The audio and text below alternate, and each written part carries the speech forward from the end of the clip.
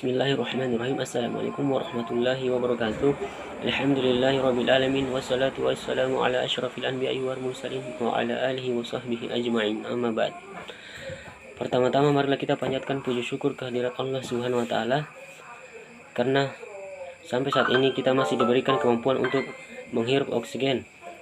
Salawat dan salam tak lupa pula kita sampaikan kepada Nabi Muhammad SAW,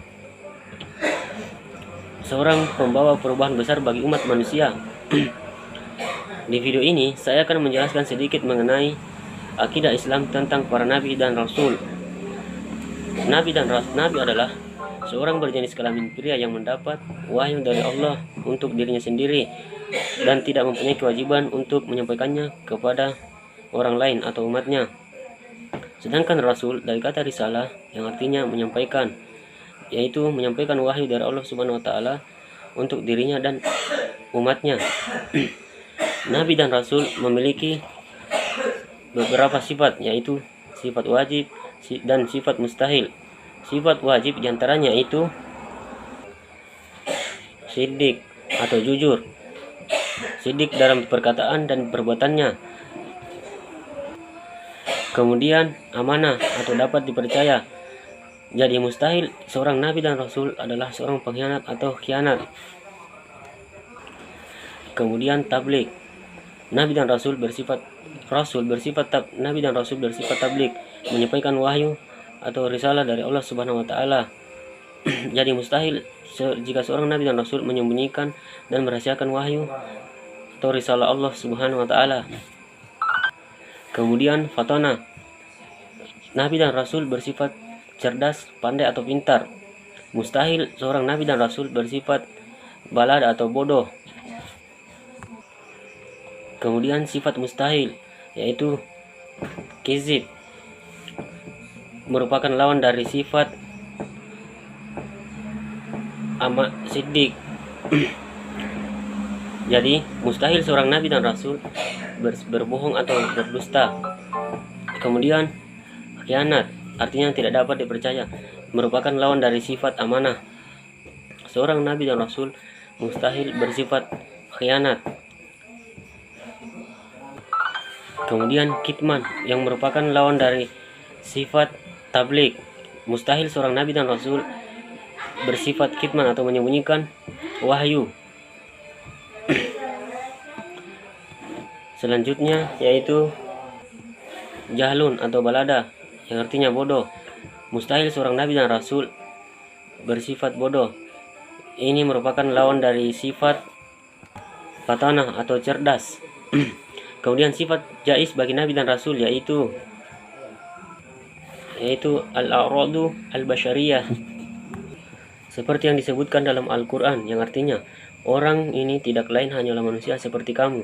Dia makan seperti apa yang kamu makan, dan dia minum seperti apa yang kamu minum. Quran Surah Al-Mu'minun ayat 33. Kemudian ada dua sifat yang tidak terdapat selain pada rasul, yaitu ismatur rasul, yang artinya orang yang terjaga atau terlindungi dari dosa dan salah dalam kemampuan pemahaman agama, ketaatan, dan menyampaikan wahyu Allah Subhanahu wa taala. Kemudian iltizamur rasul, yaitu orang-orang yang selalu berkomitmen dengan apapun yang mereka ajarkan.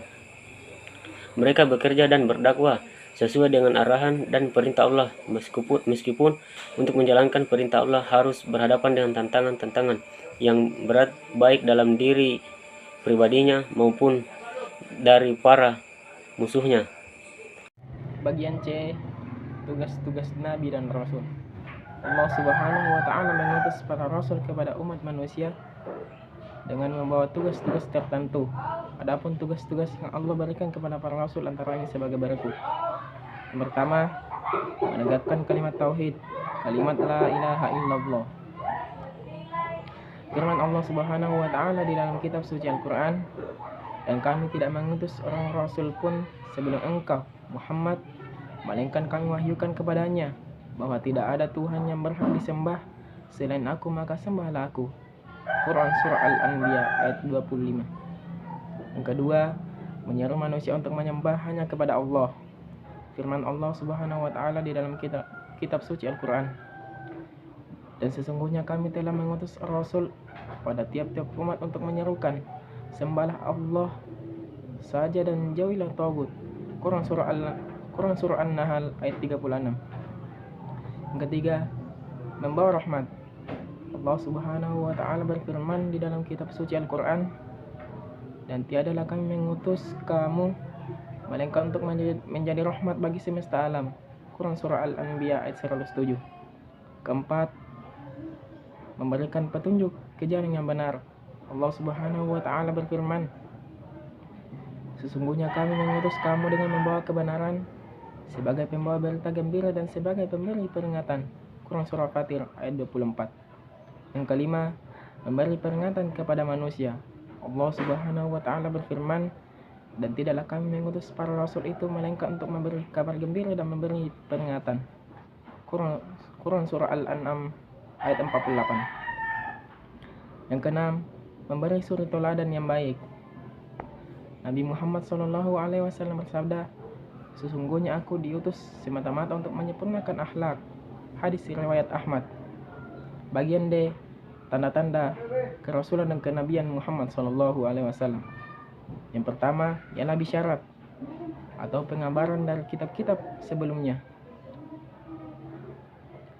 Kitab-kitab Allah sebelum Al-Quran telah memberi kabar gembira tentang kenabian Muhammad SAW sebelum beliau dilahirkan. Bahkan kitab-kitab tersebut telah mengabarkan sifat-sifat pribadi Nabi Muhammad SAW, ciri-ciri negeri tempat kemunculannya, keadaan kaumnya, dan kapan waktu beliau diutus. Allah Subhanahu wa taala berfirman yang artinya, orang-orang yang mengikut Rasul, Nabi yang ummi, yang namanya mereka dapati tertulis di dalam Taurat dan Injil yang ada di sisi mereka. Quran surah Al-A'raf ayat 157.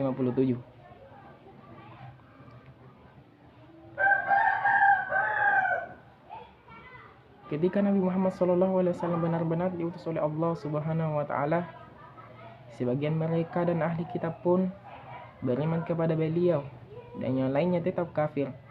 Dan alasan terbesar keimanan mereka adalah kesesuaian bisyarat yang mereka dapatkan dalam Taurat dan Injil dengan pribadi Rasulullah SAW. Yang kedua, yakni mukjizat. Tidak ada seorang nabi yang diutus oleh Allah melainkan diperkuat dengan mukjizat. Mukjizat itu ada yang berupa fisik atau hisiah, dan ada yang berbentuk maknawiyah. Yang pertama, mukjizat hisiah. Contoh mukjizat hisiah yang diberikan kepada Nabi Muhammad diantaranya menangisnya kayu kurma atau mimbar Rasulullah ketika Rasul pindah ke mimbarnya yang baru, bersikirnya batu-batu kerikil yang... Assalamualaikum warahmatullahi wabarakatuh. Muhammad SAW sebagai Nabi dan Rasul terakhir. Nabi yaitu manusia yang dipilih Allah SWT untuk menerima wahyunya dan agar disampaikan kepada umatnya. Dan salah satu bukti dari bahwa Nabi Muhammad adalah Nabi dan Rasul terakhir itu terjemahan dari Quran surah Al-Ahzab ayat 40. Muhammad itu sekali-sekali bukanlah bapak dari seorang laki-laki di antara kamu, tetapi dialah adalah Rasulullah dan penuntut nabi-nabi, dan adalah maha pengetahui segala sesuatu. Dari terjemahan ayat tersebut menjelaskan hakikatnya Muhammad bin Abdullah bin Abdul Muthalib adalah bapak seluruh manusia, tidak hanya menjadi bapak bagi orang jazirah Arab saja, dan beliau menjadi Rasulullah dan Nabi terakhir yang pastinya bertugas menyampaikan wahyu yang diterima dari Allah.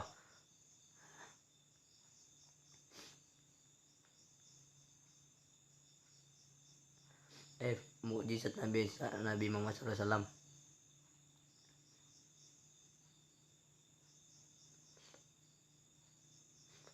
Nabi Muhammad mempunyai banyak sekali mukjizat, dan mukjizat terbesar dari Muhammad adalah Al-Quran, kitab yang di dalamnya terdapat penjelasan sempurna mengenai hal-hal yang terdahulu akan datang. Adapun mukjizat Nabi Muhammad yang lainnya adalah tidak terlihat. Doanya dalam insiden pasir, 3 berbicara dengan jin, 4 ayat mengalir dari tangannya yang diberkati, 5 perjalanan malam Isra dan Mi'raj, 6 bulan terbelah, 7 benda dan hewan dapat berkomunikasi dengan Nabi, 8 orang mati mengabarkan Nabi Muhammad, 9 berkah makanan. Itulah tadi penjelasan materi kami. Apabila ada patah dan kurang jelas mohon dimaafkan. Oleh Taufiq Hidayah. Assalamualaikum warahmatullahi wabarakatuh. Mungkin itulah penjelasan dari kelompok kami mengenai akidah Islam tentang para Rasul Allah Subhanahu wa taala. Lebih dan kurangnya mohon dimaafkan. Wabillahi taufiq wal hidayah. Assalamualaikum warahmatullahi wabarakatuh.